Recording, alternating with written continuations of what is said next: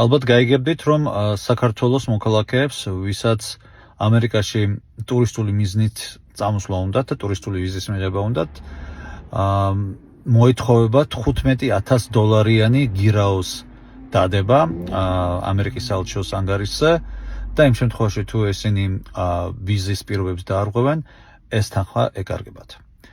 ეს ძალიან ცუდი შედეგი არის განპირობებული ორი ფაქტორით.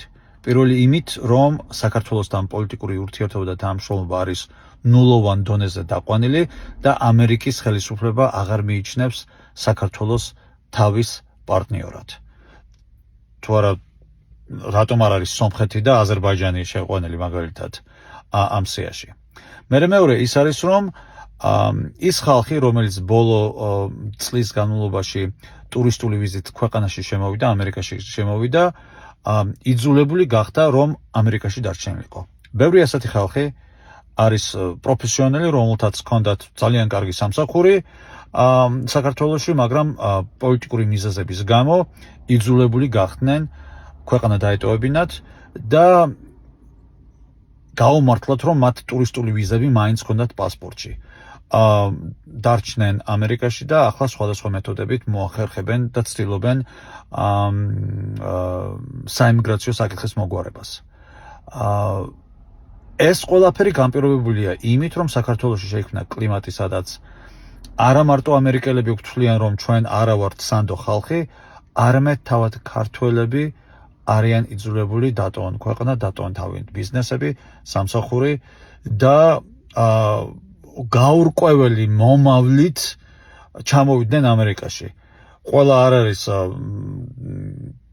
20 წლის თუ 25 წლის რომ დაიწყოს განათლების მიღება და ამერიკაში კარიერის შექმნა.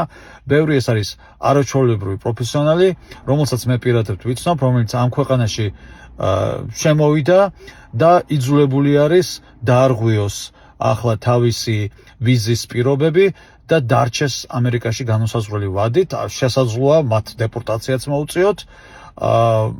ამ შემთხვევაში კი კიდევ უფრო ვარის მდგომარეობაში ჩავარდებიან. ეს ყველაფერი კი არის ქართული ოცნების პასუხისმგებლობის საკითხი. 100% ამ საოვალო სიტუაციაზე ეკისრება ქართულ ოცნებას.